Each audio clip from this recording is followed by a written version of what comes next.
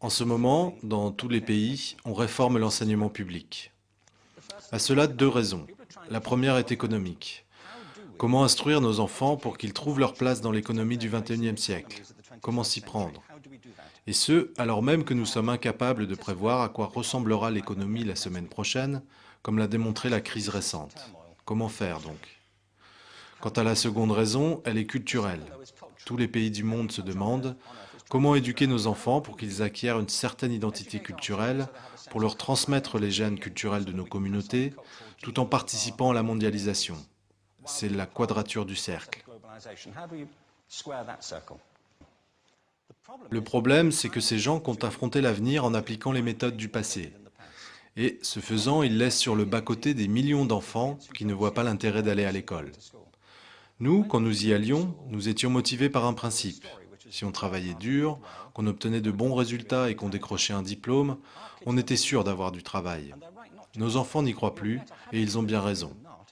Certes, mieux vaut avoir un diplôme, mais ce n'est plus une garantie d'emploi. Surtout si pour l'obtenir, on refoule tout ce qui nous était cher. On entend parfois dire qu'il faudrait remonter le niveau, que cela permettrait de progresser. Eh bien oui, d'accord, ce serait bien. Qui prendrait l'inverse? Aucun argument n'a réussi à me convaincre qu'il faudrait le baisser. Le problème, c'est que le système d'éducation actuel a été fondé, conçu et organisé à une autre époque.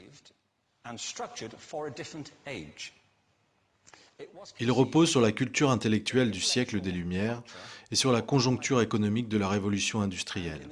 Avant le milieu du XIXe siècle, l'enseignement public n'existait pas. Enfin, on pouvait quand même être instruit par les jésuites si on en avait les moyens. Mais l'enseignement public, financé par les impôts, obligatoire et gratuit, c'était une idée révolutionnaire. Beaucoup de gens s'y sont même opposés. Selon eux, il était inconcevable que les gosses des rues, les enfants d'ouvriers, profitent de l'enseignement public. Ils sont incapables d'apprendre à lire et à écrire. Ne perdons pas notre temps. Cette idée s'ajouta à toute une série d'hypothèses sur l'organisation sociale. Fondée sur les nécessités économiques de l'époque, elle fut renforcée par une conception intellectuelle de l'esprit, issue en grande partie de la notion d'intelligence selon les Lumières. Être véritablement intelligent, c'était raisonner selon une logique déductive et maîtriser les humanités, comme on disait. C'est ce qu'on appelle aujourd'hui les compétences intellectuelles. Cette notion est gravée dans le marbre de l'enseignement public. On classe les gens dans deux catégories, scolaires et non scolaires, intelligents et non intelligents. Résultat, de nombreuses personnes très douées sont persuadées d'être bêtes, car elles ont été évaluées selon cette seule conception. L'édifice repose donc sur deux piliers, économique et intellectuel. J'estime que ce modèle a bouleversé la vie de beaucoup de gens, parfois dans le bon sens. Quelques-uns en ont tiré un grand bénéfice, mais pas les autres.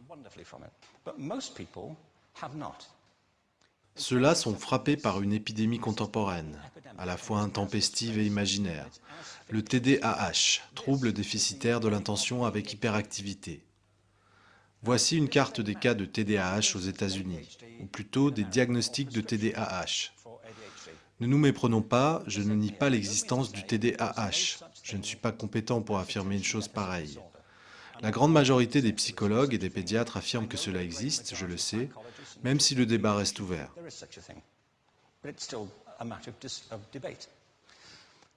Ce que je sais, en revanche, c'est qu'il ne s'agit pas d'une épidémie.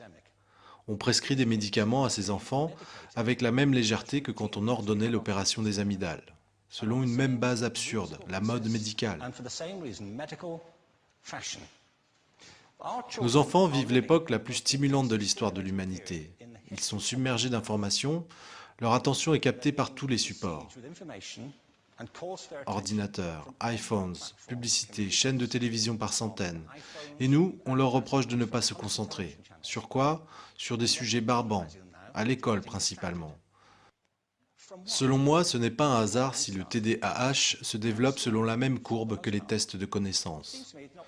Et on prescrit à ces enfants de la Ritaline, de l'Adderall et toutes sortes de médicaments, certains étant très dangereux, pour qu'ils se concentrent et se calment.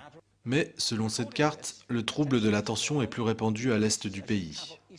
Les gens sont un peu plus distraits dans l'Oklahoma,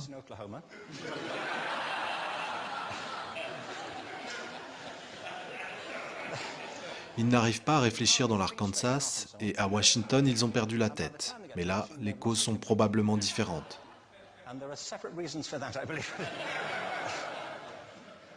Cette épidémie est fictive. Si on y pense, les arts, et pas seulement les arts, je crois que c'est aussi le cas de la science et des maths, mais je me centre sur les arts parce qu'ils sont très atteints. Les arts sont aujourd'hui les victimes de cette mentalité, tout particulièrement. Les arts développent l'idée de l'expérience esthétique. Une expérience esthétique, c'est le moment où vos sens fonctionnent pleinement, quand vous occupez l'instant présent, quand ce que vous êtes en train d'accomplir vous fait vibrer, quand vous êtes pleinement éveillé.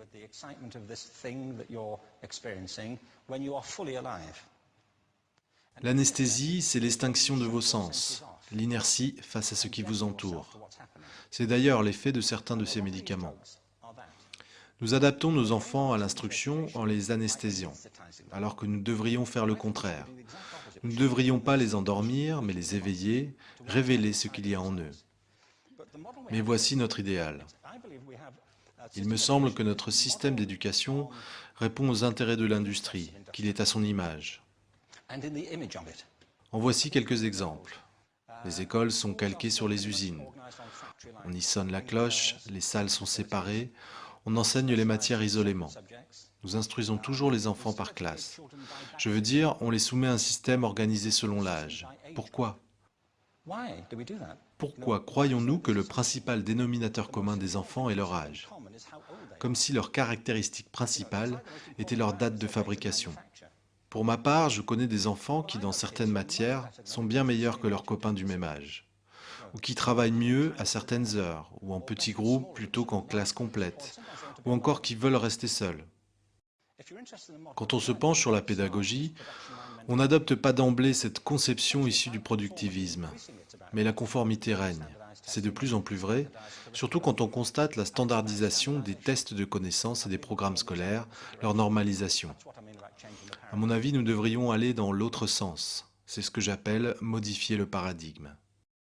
Une grande étude a été menée sur la pensée divergente il y a 2 ou 3 ans. La pensée divergente n'est pas la même chose que la créativité. Pour moi, la créativité, c'est la capacité à avoir des idées originales qui ont de la valeur. Sans en être synonyme, la pensée divergente est essentielle pour la créativité. Il s'agit de l'aptitude à formuler un grand nombre de réponses à une question, à considérer cette question sous plusieurs angles, ce qu'Édouard de Bono appelait la pensée latérale, à penser autrement que selon des voies linéaires ou convergentes, à concevoir plusieurs réponses et non une seule. J'ai donc conçu un test à ce sujet. On peut demander aux gens, combien d'usages pourriez-vous faire d'un trombone? Ils posent alors des questions de routine, puis la plupart proposent 10 ou 15 réponses.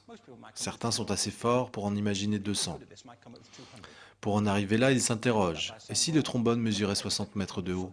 S'il était en caoutchouc mousse? Est-ce que l'on doit s'en tenir au trombone tel qu'on le connaît, Jim? Le test fonctionne ainsi. C'est exposé dans un livre intitulé Breakpoint and Beyond, le point de rupture et au-delà. 1500 personnes ont été étudiées. Selon le protocole de l'expérience, celles qui dépassaient un certain niveau étaient considérées comme des génies de la pensée divergente. J'ai une question pour vous. Quel pourcentage des 1500 sujets ont atteint le niveau du génie? Un dernier détail, c'était des enfants de maternelle. Qu'est-ce que vous diriez? Combien étaient des génies? 80%?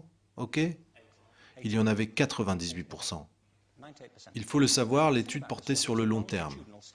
Les mêmes enfants ont donc été testés une seconde fois 5 ans plus tard, vers 8 ou 10 ans. Et là, à votre avis? La moitié moins, 30%. Nouveau test 5 ans plus tard, à 13 ou 15 ans, 12%. Vous avez compris la tendance, n'est-ce pas? Cela nous fournit une donnée intéressante. En effet, on aurait pu supposer que l'évolution se ferait en sens inverse, non? On commence par être très bon, puis on devient meilleur à mesure qu'on grandit. Ça montre 2 choses. Primo, nous avons tous cette capacité, et secondo, elle se dissipe en grande partie. Certes, il est arrivé des choses à ces enfants, tandis qu'ils grandissaient, plein de choses. Mais l'une des plus importantes, j'en suis convaincu, c'est qu'ils ont été éduqués.